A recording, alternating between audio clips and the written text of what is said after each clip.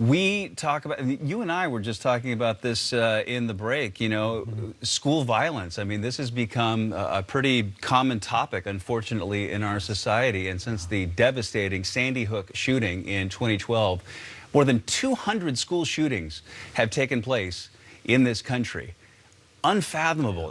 Joining us now, Dr. Gregory Jantz, and you deal with young people on psychological issues. How do we as parents approach this? Because kids are going to hear this. This is really scary stuff. And it obviously has to do with the age of your kids, right? And kids have social media. It's going to be out there. Yeah. So, and I think we need to be prepared to talk about it. So here's what I do. I always ask the kids, tell me what you know about what's happened in the news. Have you heard about things happening in school? Start from where they know. Okay. Now remember, kids may have a hard time putting all their feelings into words.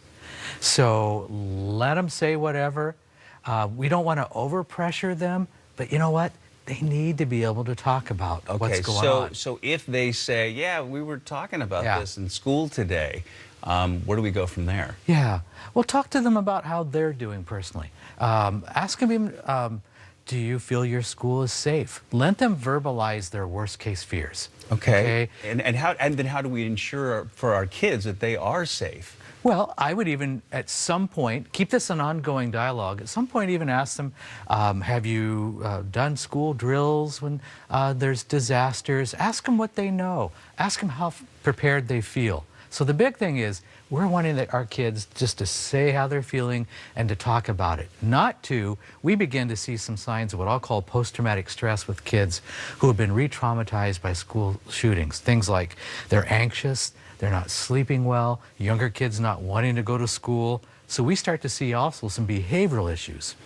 I have some nephews that were actually in the cafeteria when the Marysville Pilchuck shooting happened. Okay. And that was, I mean, I can't even begin to express how difficult it was for them to process that and then go back to school. We're talking about hundreds of kids that had this exact same experience in that tragic incident there. Right. So what would you say to a kid that's dealing with that?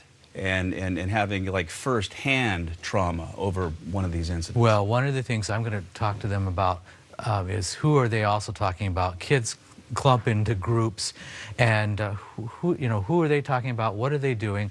The other thing is school counselors. My experience, we've got some great school counselors, and I know that they're striving to meet the needs of the kids and talk about these things, doing what we call debriefings. But make sure that we just don't ignore this, because we're going to see issues later on. Yeah.